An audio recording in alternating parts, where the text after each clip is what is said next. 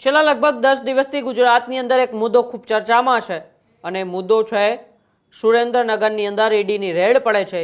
ઈડીના રેડના દરોડા ત્યાંના કલેક્ટર રાજેન્દ્ર પટેલના ઘર સુધી પહોંચે છે અને ત્યારબાદ 2 દિવસ પહેલાં જ કલેક્ટર રાજેન્દ્ર પટેલને સસ્પેન્ડ કરવામાં આવે છે, કારણ કે જમીન કૌભાંડના એને કૌભાંડની અંદર રાજેન્દ્ર પટેલનું નામ ખુલે છે. કરોડો રૂપિયાના એ કૌભાંડમાં રાજેન્દ્ર પટેલની સંડોવણી હોવાનું સામે આવે છે અને આ બધા વચ્ચે જ 2 દિવસ પહેલાં મોડી રાત્રે ઈડીની રેડ રાજેન્દ્ર પટેલના ઘરે પડે છે. ત્યારે તેના ઘરેથી સોનું અને અમુક મિલકત મળી આવે છે અને તેને લઈને જ સુરેન્દ્રનગરના એક કલેક્ટર રાજેન્દ્ર પટેલને સસ્પેન્ડ કરવામાં આવે છે. અને ત્યારબાદ હવે અમદાવાદના માંડલ વિસ્તારની અંદર પાટીદાર સમાજની એક વિશાળ રેલી યોજાય છે અને રેલી એ રાજેન્દ્ર પટેલના સમર્થનમાં યોજાય છે અને પાટીદાર સમાજ હવે રાજેન્દ્ર પટેલના સમર્થનમાં આવ્યો છે. ત્યારે રાજેન્દ્ર પટેલના પોસ્ટર સાથે પાટીદાર સમાજની વિશાળ રેલીમાં રાજેન્દ્ર પટેલના સમર્થનમાં શું નિવેદનો આપ્યા, કયા કયા નેતાઓએ એ રેલીની આગેવાની લીધી હતી અને કેમ રાજેન્દ્ર પટેલના સમર્થનમાં પાટીદાર સમાજ આવ્યો છે, આજે તેની જ આપણે ચર્ચા કરવી છે. સુરેન્દ્રનગરના એક કલેક્ટર જે જમીન અને કૌભાંડમાં તેમનું નામ ખુલે છે અને નામ ખુલ્યા બાદ પહેલાં તો નાયબ મામલતદાર ચંદ્રસિંહ મોરી અને બાદમાં હવે 2 દિવસ પહેલાં એ રાજેન્દ્ર પટેલના ઘર સુધી ઈડીના દરોડા પહોંચે છે અને ઈડીના એ દરોડાની અંદર રાજેન્દ્ર પટેલનું સંડોવણી હોવાનું મોટું નામ ખુલે છે. આ નામ બાદ રાજ્ય સરકાર તેમને સસ્પેન્ડ કરે છે. એ સસ્પેન્ડ બાદ હવે રાજેન્દ્ર પટેલ એટલે પાટીદાર સમાજની અંદર એક રોષ જોવા મળે છે. રાજેન્દ્ર પટેલના સમર્થનમાં અને રાજેન્દ્ર પટેલના સસ્પેન્શનના વિરુદ્ધમાં એક વિશાળ રેલી એ અમદાવાદના માંડલમાં યોજાય છે. ગુજરાતી અધિકારીઓને અન્યાય થતો હોવાનો પાટીદારો આરોપ કરી રહ્યા છે, તો રાજેન્દ્ર પટેલને ખોટી રીતે ફસાવ્યા હોવાનો આરોપ સાથે મોટી સંખ્યામાં પાટીદાર લોકો એ રેલીની અંદર જોડાયા હતા. ભાજપ કોંગ્રેસના પાટીદાર નેતાઓ એ રાજેન્દ્ર પટેલના સમર્થનમાં આવ્યા હતા, તો સાથે સાથે વરુણ પટેલ, ગીતા પટેલ અને મનોજ પનારા જેવા પાટીદાર સમાજના આગેવાનો જે હંમેશા પાટીદાર સમાજના કોઈક ને કોઈક મુદ્દા ઉપર આગળ આવતા હોય છે, મેદાને આવતા હોય છે, આ બધા આગેવાનો હવે રાજેન્દ્ર પટેલના સમર્થનમાં આવ્યા છે. ત્યારે આવો પહેલા સાંભળીએ વરુણ પટેલે શું કહ્યું રાજેન્દ્ર પટેલના સમર્થનમાં એ માંડલ ખાતે યોજાયેલ રેલીની અંદર. માંડલ તાલુકામાં આટલા પાટીદારો ભેગા થયા છે, એ આપણો પાટીદારનું ગૌરવ, પાટીદારનો દીકરો રાજેન્દ્ર પટેલ. આપણા સરકાર ગમે તે કે અમારા માટે સન્માનનીય રાજેન્દ્ર પટેલ અમારા કુળનું, અમારા સમાજનું ગૌરવ છે. રાજેન્દ્ર પટેલ જિંદાબાદ. Doctor Rajendra Patel, doctor Rajendra Patel, doctor Rajendra Patel.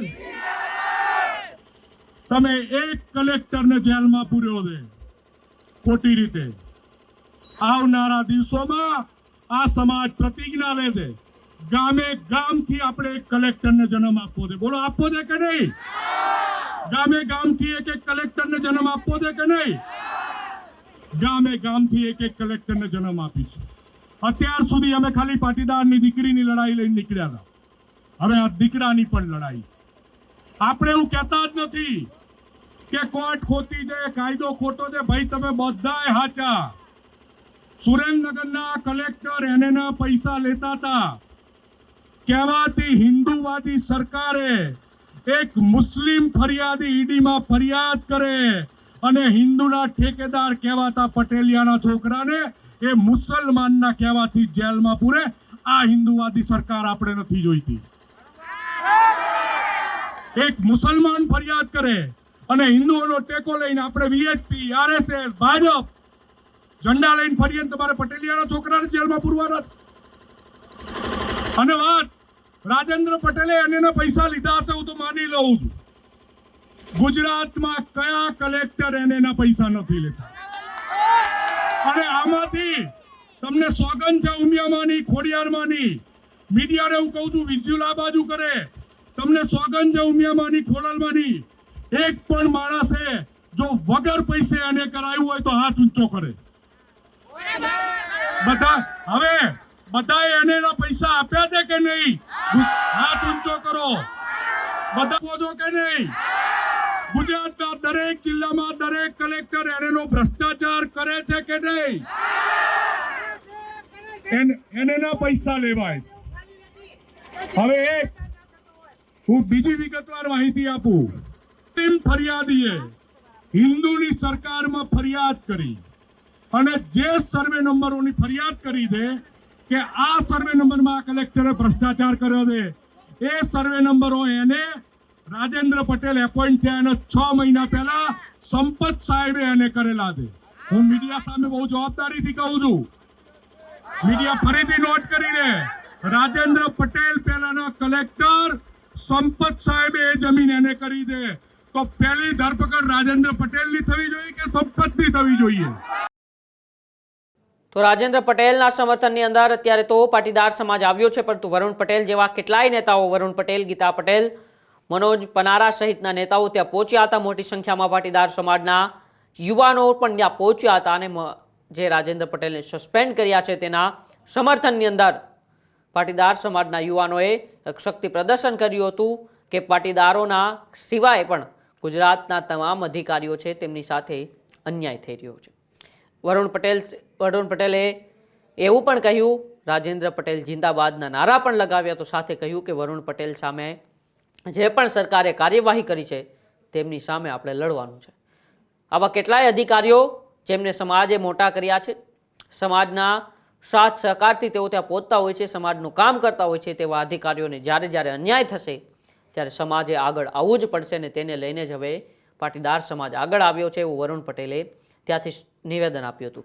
નિવેદનની અંદર સાથે વરુણ પટેલે એવું પણ કહ્યું હતું કે આવનારા સમયની અંદર રાજેન્દ્ર પટેલના સમર્થનમાં પાટીદાર સમાજ બહોળી સંખ્યામાં એ સમર્થનની અંદર રેલીઓ પણ ગુજરાતની અંદર કરશે અને હજુ તો સમય એવો લાવવો છે કે પાટીદાર સમાજના ગામડે ગામડેથી એક કલેક્ટર બને.